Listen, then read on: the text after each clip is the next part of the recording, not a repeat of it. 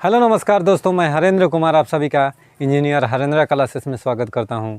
जैसा कि दोस्त आज मेरे पीछे देख रहे हैं कि राज्यपाल, आज हम लोग राज्यपाल से संबंधित A to Z यानी सारा का सारा क्वेश्चन जितना एग्ज़ाम रिलेटेड पूछता है उतना हम लोग इस वीडियो में कवर करेंगे। ठीक है, देखिए राज्यपाल की बात करें तो सबसे पहले राज्यों का प्रमुख कौन होता है बाबू?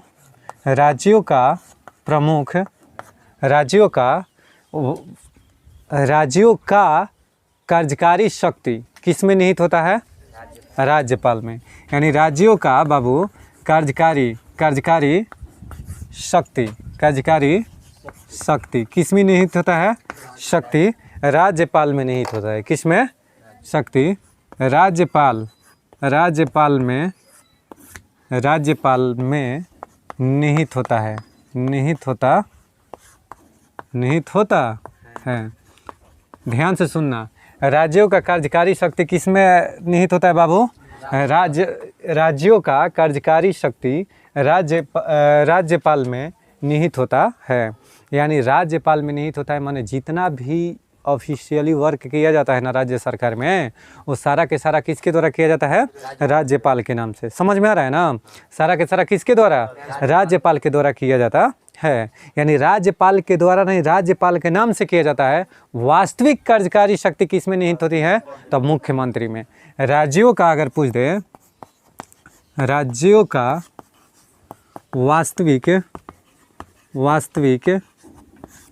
कार्यकारी शक्ति किस में होता है बाबू?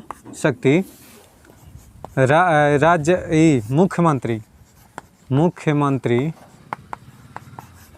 मुख्यमंत्री में निहित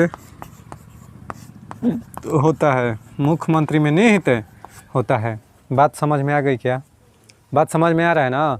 कि अगर वास्तविक कह देगा ना कि राज्यों का वास्तविक कार्यकारी शक्ति किस में निहित होती है, तो मुख्यमंत्री के रूप में। केवल देखो सरोजनी नायडू जो थी, सरोजनी नायडू का ऐसा कहना था, सरोजनी नायडू का स्टेटमेंट था कि जो राज्यपाल का पद है वह एक पिंजड़े में बंद पक्षी के समान है। वह एक सुगे जैसे सोने के पिंजड़े में बंद पक्षी के समान है। समझ में आ गया ना? कि अगर पक्षी है उसको खूब सुंदर सा सोने के पिंजड़ा में बंद कर दिया जाए तो उसकी कोई स्वतंत्रता नहीं है। उसको लगेगा कि हम बहुत चीज़ हैं, लेकिन उसको आज़ादी नहीं है। बात समझ में आ रहा है ना? तो उसी तरह से राज्यपाल के है बाबू। किसको? राज्यपाल के बारे में बात है कि इनको क्या है कि अपना खुद का पावर नहीं है, इनके नाम से केवल किया जाएगा, लेकिन वास्तविक रूप से कर नहीं सकते हैं। करेगा कौन? तो मुख्यमंत्री। अब मुख्यमंत्री कौन होता है बाबू? तो विधानसभा के बहुमत दल का नेता होता है। बहुमत दल का नेता होता है कौन? मुख्यमंत्री। वहीं उसका वास्तविक कार्यकारी शक्ति उसी में निहित होता है। किस में? मुख्यमंत्री में। किस में? मुख्यमंत्री में। कोई दिक्कत नहीं ना है? आइए अब देखिए अनुच्छेद 152 से स्टार्ट होता है और अनुच्छेद 152 में बबुआ है। इसमें देखिए परिभाषा के बात किया गया है कि राज्यपाल की परिभाषा, यानी इसमें राज्यपाल की परिभाषा इसमें बताया गया है कि राज्यपाल के बारे में परिभाषा बताया गया है। किस में? अनुच्छेद 152 में। अनुच्छेद 153 में जो बात करें ना, अनुच्छेद 153 में बाबू मेरा राज्यपाल की शक्ति राज्यपाल होंगे। राज्यपाल राज्यों के लिए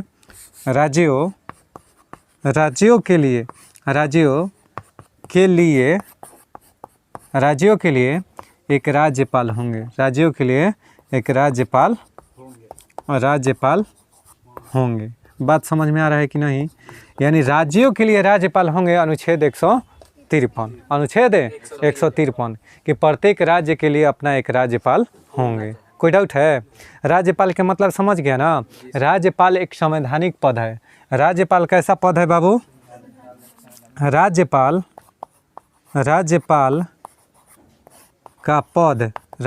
का पद एक संवैधानिक पद है। संवैधानिक पद है। ध्यान से देखिएगा, संवैधानिक पद है। और संवैधानिक पद उसे कहते हैं जिसका आर्टिकल में यानी अनुच्छेद में जिक्र हो, उसे संवैधानिक पद कहते हैं। और जिस पद का कोई आर्टिकल नहीं हो यानी कोई संविधान में जिक्र नहीं हो, उसे असंवैधानिक पद कहा जाता है। कोई दिक्कत है? नोट डाउन कीजिए। हाँ चलो, चलिए दोस्तों, आगे हम लोग बात करते हैं कि राज्यपाल की क्या चीज़, कार्यपालिका शक्ति यानी अनुच्छेद 154, यही ना पढ़ना है। देखिएगा, अनुच्छेद 154, अनुच्छेद 154 के बात करें तो इसमें क्या है बाबू, राज्यपाल की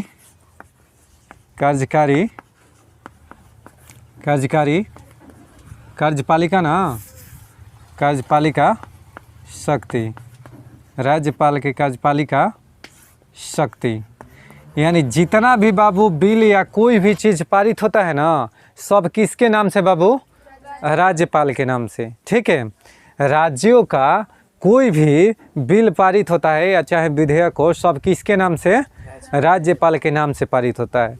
तो वहीं कहा गया कि राज्यपाल की कार्यपालिका शक्ति, राज्यपाल की कार्यपालिका शक्ति। ठीक है, यानी कार्यपालिका शक्ति का मतलब क्या होगा, कार्यपालिका न्यायपालिका होती है ना और विधायिका होती है। तो विधायिका कानून बनाती हैं, न्यायपालिका क्या करवाती हैं, न्याय दिलाती है न्यायपालिका, और कार्यपालिका लागू करवाती है, कार्यपालिका लागू करवाती है। तो इम्प्लीमेंट करने का काम किसका है बाबू, इम्प्लीमेंट करने की शक्ति किसको है, राज्यपाल के। यानी राज्यों में कोई भी नियम कानून बनता है तो उस पर फाइनली डिसीजन किसका होगा, राज्यपाल का। यानी राज्य अपना कोई भी सुझाव या कोई भी लॉ लाना चाहता है, कानून बनाना चाहता है, तो उस पर फाइनली डिसीजन किसका होगा, राज्यपाल का। जैसे केंद्र में राष्ट्रपति का होता है कि राष्ट्रपति जब से साइन नहीं करेंगे तब से वो एक्ट में नहीं बदलेगा, यानी वो इम्प्लीमेंट नहीं होगा, लागू समझ में आ रहा है ना। तो उसी तरीक़ा से राज्यों के कानून व्यवस्था, कौन सा कानून व्यवस्था बिना राज्यपाल के सहमति के लागू नहीं हो सकता है। बात समझ में आया कि नहीं? तो यही हो गया उनका कार्यपालिका शक्ति। कोई डाउट है? अब अनुच्छेद कौन सा है बाबू, 155, यानी राज्यपाल की नियुक्ति, यानी अनुच्छेद 155, इसमें है बबुआ मेरा, ध्यान से सुनना, अनुच्छेद 155 में कि राज्यपाल की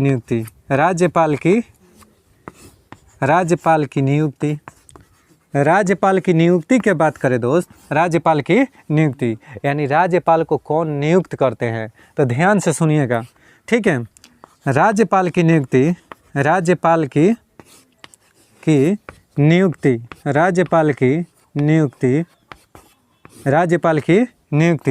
राष्ट्रपति किसके द्वारा, राष्ट्रपति के द्वारा किया जाता है।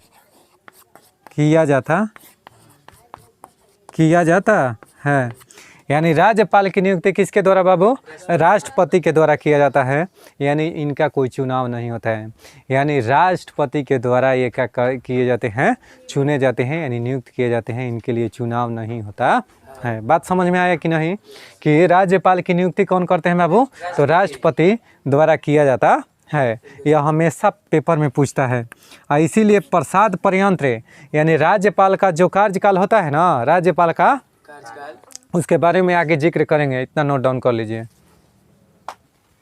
चलिए दोस्तों, अनुच्छेद 156 अब पढ़ना है। क्या चीज़, अनुच्छेद 156, इसमें आइए हम लोग देखते हैं कि क्या बात है। ये कुछ चीज़ लड़का पूछ दिया ना कि ये सर, ये राष्ट्रपति की नियुक्ति कहिए या मनोनीत कहिए, मनोनीत मतलब किसी व्यक्ति के द्वारा उसको सिलेक्ट करना।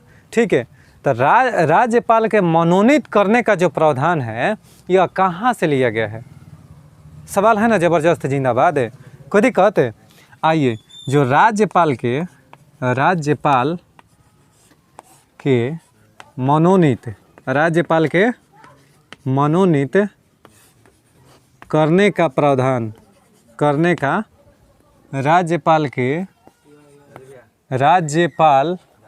ठीक है, राज्यपाल के मनोनीत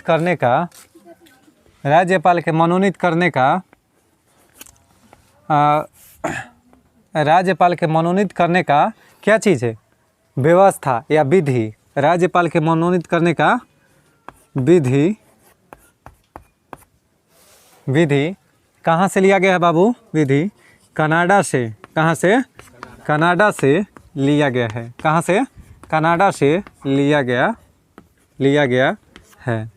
यानी यह किस देश से लिया गया है बाबू? कनाडा से। यानी मनोनीत करने का जो उपाय है या मनोनीत करने का जो विधि है कहाँ से लिया गया है? कनाडा से। ठीक है। अच्छा सर, कनाडा से लिया गया है। अनुच्छेद अगला है 156 अभी नहीं ना हुआ है। इसमें राज्यपाल की पदावधि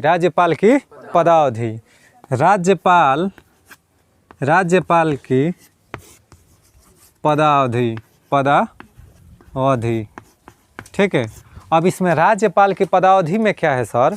मामला ऐसा है कि राज्यपाल के जो कार्यकाल है वह कितने वर्ष का होता है, यही चीज़ जानना है, कितने वर्ष का होता है। तो देखिएगा ध्यान से, राज्यपाल का कार्यकाल कितने वर्ष का होता है? 5 वर्ष का। पहले तो देखिए, राज्यपाल राष्ट्रपति के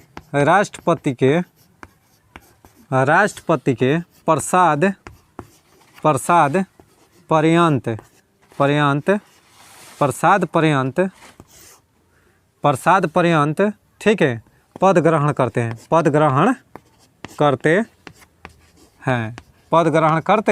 हैं।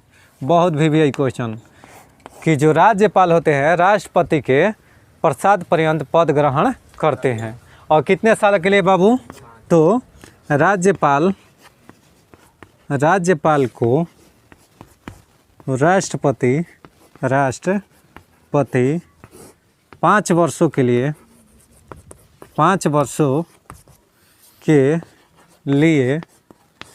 नियुक्त करते हैं। 5 वर्षों के लिए नियुक्त करते हैं। यानी राज्यपाल को राष्ट्रपति 5 वर्षों के लिए नियुक्त करते हैं। कितने वर्ष के लिए बाबू? 5 वर्षों के लिए नियुक्त करते हैं। लेकिन क्या चीज़?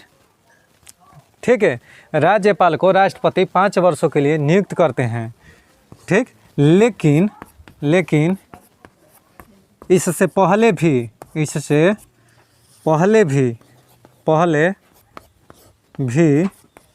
वह त्याग पत्र राष्ट्रपति को दे सकते हैं। बात समझ में आया कि नहीं? यानी राज्यपाल अगर 5 साल के लिए नियुक्ति करते हैं, कौन? राष्ट्रपति। अगर मन नहीं है तो राज्यपाल 5 वर्ष से पहले भी अपना त्याग पत्र किसको सौंप सकते हैं? राष्ट्रपति को। तो यहाँ पर 2 क्वेश्चन हो गया कि राज्यपाल अपना त्याग पत्र किसको देंगे? राष्ट्रपति को। राज्यपाल को नियुक्त कौन करेगा, मनोनीत कौन करेगा?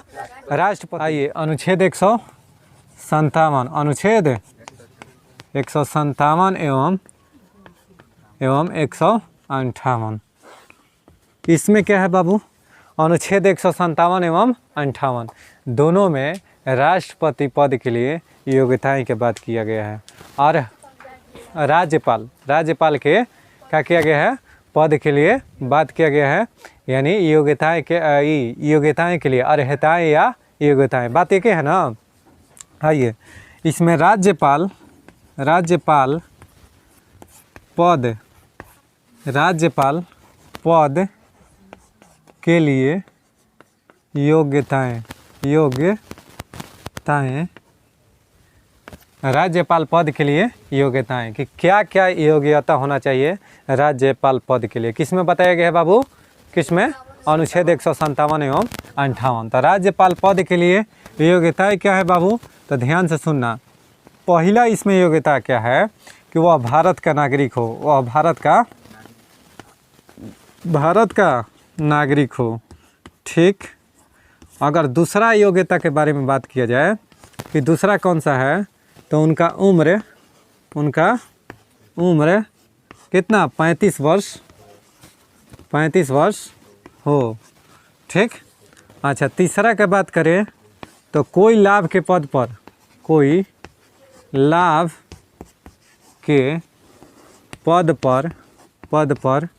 न हो, कोई लाभ के पद पर न हो।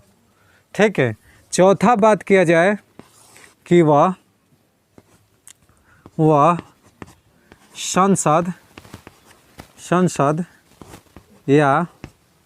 संसद या विधानसभा के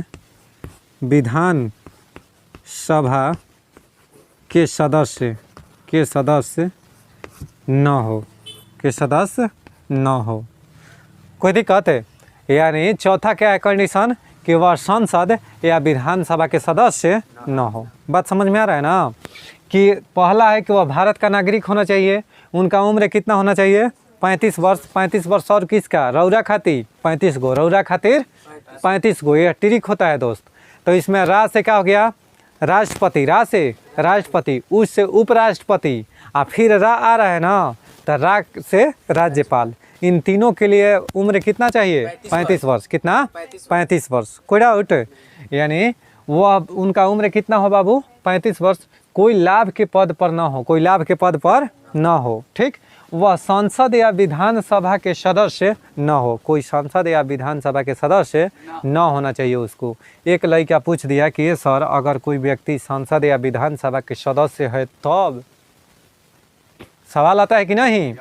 एक लड़का पूछ दिया कि सर अगर मान लीजिए हम विधानसभा के सदस्य हैं या हम संसद के सदस्य हैं तब क्या होगा सर? हमको राज्यपाल नहीं बनाया जा सकता है? तो हम कहेंगे कि बबुआ बन सकते हो। नोट में खोट लिखना, नोट में खोट लिखना कि अगर कोई व्यक्ति राज्यपाल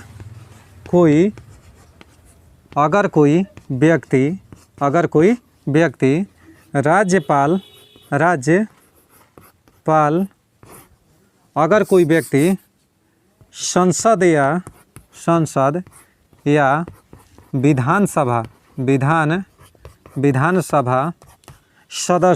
विधानसभा सदस्य हो तो जब वह राज्यपाल का पद ग्रहण करेगा, पद धारण करेगा, लिखो ना, धारण करेगा तब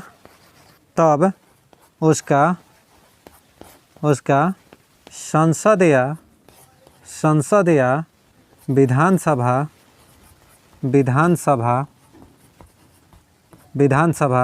की सदस्यता रद्द हो जाती है। बात समझ में आ गया? आया कि नहीं? कि अगर कोई व्यक्ति सांसद या विधानसभा सदस्य हो, अगर वह उसको राज्यपाल के रूप में मनोनीत किया जाता है, चयनित किया जाता है, तब क्या होगा बाबू? उस कंडीशन में उसकी सदस्यता रद्द हो जाएगी। यानी जब वो राज्यपाल का पद जिस दिन से ग्रहण करेंगे ना, जब वो पद ग्रहण करेंगे उसी दिन से क्या हो जाएगा उसका, यानी जो विधानसभा या संसद का सदस्य होगा उसका वह पद समाप्त हो जाएगा। यानी साफ लिखे हैं कि सदस्य हो तो जब वह राज्यपाल का पद धारण करेगा तब उसका संसद या विधानसभा की सदस्यता समाप्त हो जाती है या रद्द हो जाती है। कोई दिक्कत है? नोट डाउन कर लो बाबू। अनुच्छेद 159 में क्या है? तो राज्यपाल का शपथ।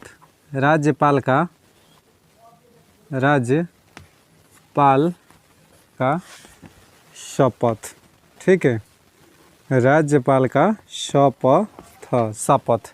अनुच्छेद 159 में राज्यपाल का शपथ, यानी राज्यपाल किसके समक्ष शपथ लेते हैं बाबू? तो राज्यपाल राष्ट्रपति के समक्ष ठीक है राज्यपाल राष्ट्रपति के समक्ष क्या करते हैं? शपथ ग्रहण करते हैं। यानी देखिए शपथ किसके समक्ष लेते हैं?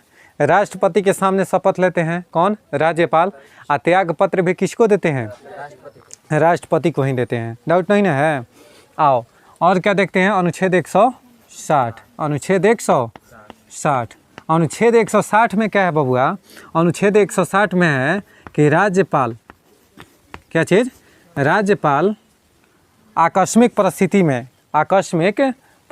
में अनुच्छेद 160 के बात करें तो आकस्मिक परिस्थितियों में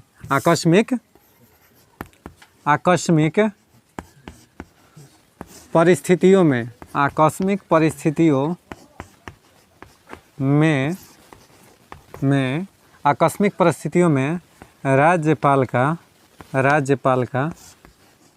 कार्य, ध्यान से सुनना कि आकस्मिक परिस्थिति में राज्यपाल का कार्य कौन करता है बाबू? तो आकस्मिक परिस्थिति में राज्यपाल के कार्य की बात करें ना तो उस स्थिति में उच्च न्यायालय के मुख्य न्यायाधीश करते हैं। कौन बाबू? उच्च न्यायालय के मुख्य न्यायाधीश। यानी आकस्मिक परिस्थिति में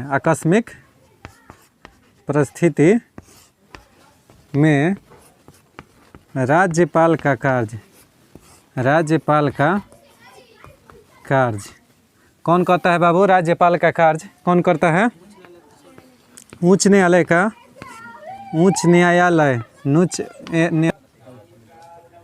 चलिए, आकस्मिक परिस्थिति में राज्यपाल का कार्य उच्च न्यायालय के मुख्य न्यायाधीश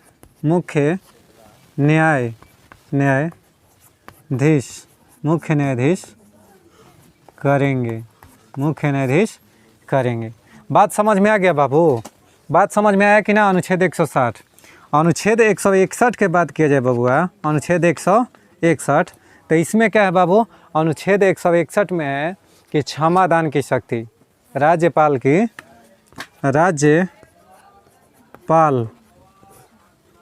द्वारा क्षमादान की शक्ति यानी राज्यों द्वारा अगर आपके ऊपर कोई केस है, कोई वैसा ज़्यादा मर्डर या किसी प्रकार का केस है, तो उस क्षमा कौन माफ़ कर सकते हैं? उस दंड को कौन माफ़ कर सकते हैं बाबू? राज्यपाल। कौन माफ़ कर सकते हैं? राज्यपाल। समझ में आ रहा है ना? लेकिन अगर सर मान लीजिए मैं बिहार के हूँ, अगर कोई लड़का बिहार से है, ठीक, अगर उसको फांसी की सज़ा होने वाली है, कौन सी सज़ा? फांसी की सज़ा, तो वह फांसी की सज़ा को माफ़ नहीं कर सकते हैं, बल्कि वो उसको जीवन कारावास की सज़ा में बदल सकते हैं। यानी क्षमादान में आगे बता रहे हैं कि क्या कर सकते हैं? तो राज्यपाल लघुकरण कर सकते हैं। यानी वह क्या कर सकते हैं बाबू? लघुकरण का मतलब होता है जो आपका केस बहुत बड़ा है उसको छोटा कर सकते हैं, पूर्णतः माफ़ नहीं कर सकते हैं। पूर्णतः माफ़ करने की शक्ति किसके पास है? राष्ट्रपति के पास। बात समझ में आ रहा है ना? अगर मान लीजिए कोई बिहार के लड़का है, उसको फांसी की सज़ा होने वाला है, या यूपी के लड़का है, उसको फांसी की सज़ा होने वाला है, तो अगर राज्यपाल उस राज्य के चाहेंगे ना तो उसको फांसी की सज़ा से बचा सकते हैं, लेकिन बिल्कुल माफ़ नहीं कर सकते हैं, उसको जीवन कारावास में बदल सकते हैं। बात समझ में आ रहा है ना? नोट डाउन करो। चलो दोस्त, अब अनुच्छेद देखते हैं हम। अनुच्छेद 200 बाबू, अनुच्छेद 200 हमेशा पेपर में पूछता है। यह पेपर में पूछा हुआ क्वेश्चन है बाबू कि अनुच्छेद 200 में क्या है। तो अनुच्छेद 200 में क्या है ना कि विधानसभा द्वारा पारित किसी भी विधेयक को राज्यपाल क्या कर सकते हैं? अपने पास सुरक्षित रख सकते हैं कुछ दिन के लिए, या उसको राष्ट्रपति के लिए सुरक्षित रह सकते हैं। जैसे मान लीजिए कोई कानून राज्य में पारित हुआ, उस पर राज्यपाल अपना राय नहीं देना चाहते हैं, राज्यपाल अपना राय यानी उनके समझ से बाहर है, तो वह राष्ट्रपति से सोच रहे हैं कि इस मैटर को समझ लेते तो बेटर रहता, तो राष्ट्रपति के लिए सुरक्षित रह सकते हैं विधेयक। कौन से? अनुच्छेद 200 में। अनुच्छेद 200 में, ठीक है? कोई डाउट है? देखो बाबू, इसमें क्या कहा गया है कि राज्य विधानसभा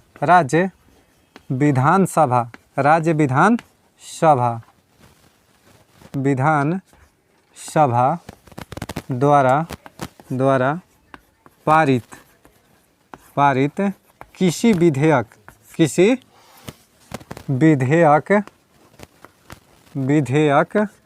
पर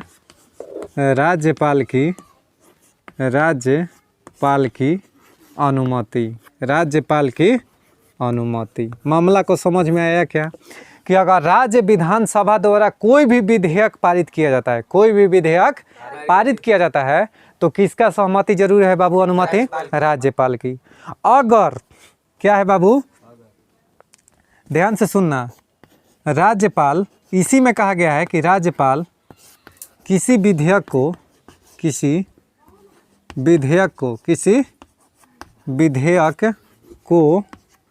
अनुमति दे सकते हैं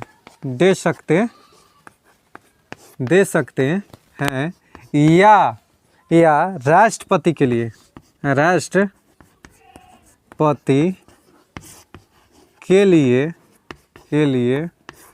सुरक्षित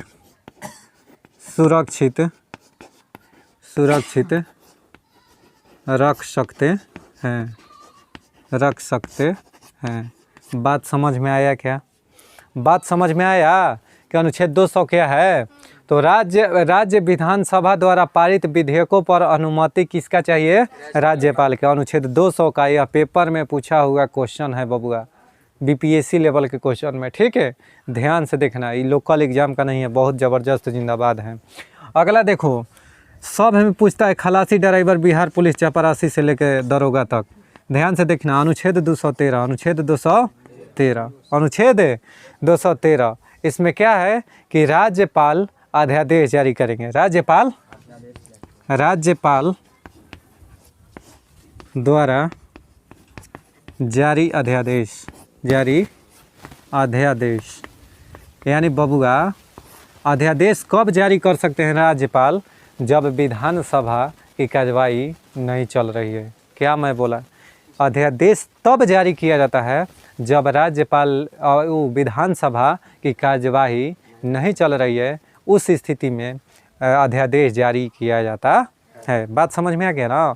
123 के तहत, अनुच्छेद 123 के तहत राष्ट्रपति अध्यादेश जारी करते हैं। अनुच्छेद 123 के तहत राष्ट्रपति अध्यादेश जारी करते हैं उस स्थिति में जब संसद की कार्यवाही बंद हो, यानी ठप हो या स्थगित हो। मामला समझ में आ रहा है ना? जी सर। कोई डाउट? तो आओ लाइन पर, ठीक है। देखो, अनुच्छेद 213 में राज्यपाल द्वारा जारी अध्यादेश यानी राज्यपाल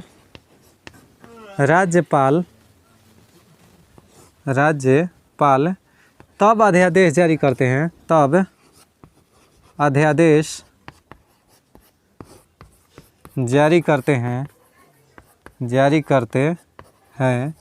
जब राज्य का विधानसभा की कार्यवाही नहीं चल रही हो।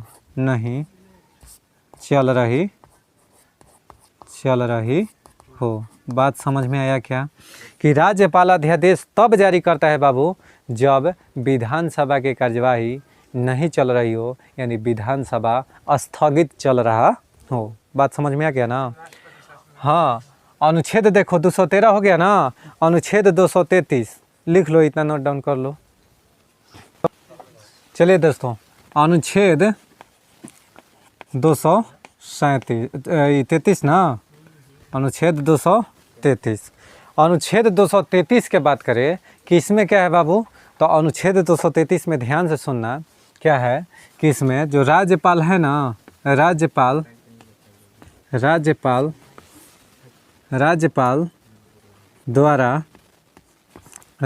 द्वारा उच्च न्यायालय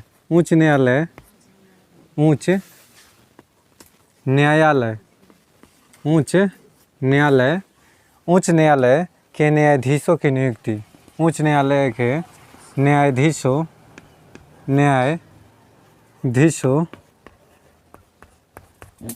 की नियुक्ति, उच्च न्यायालय के न्यायाधीशों की, सॉरी उच्च न्यायालय कर रहे हैं, कौन सा, जिला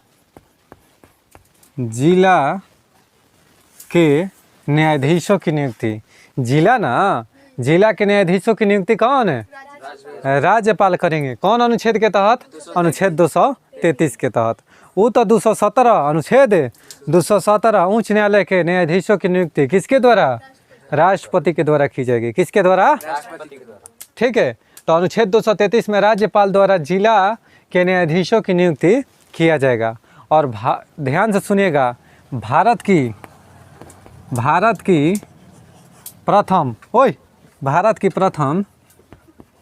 प्रथम महिला कौन सी, भारत की प्रथम महिला राज्यपाल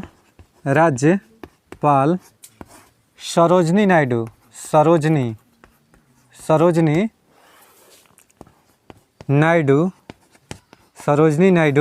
थी। इनका जन्म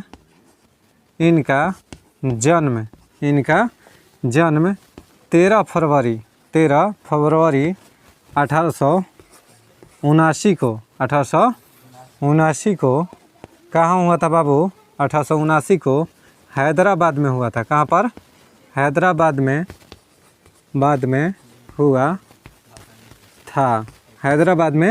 हुआ था। इसीलिए 13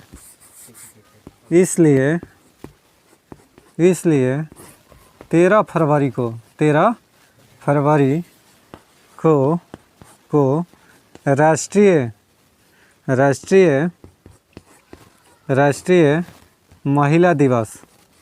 राष्ट्रीय महिला दिवस मनाया जाता है।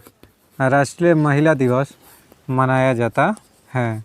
बात समझ में आ गया ना। यानी भारत के प्रथम महिला राज्यपाल कौन थे, तो सरोजनी नायडू किस राज्य के प्रथम राज्यपाल थे, तो उत्तर प्रदेश के। सरोजनी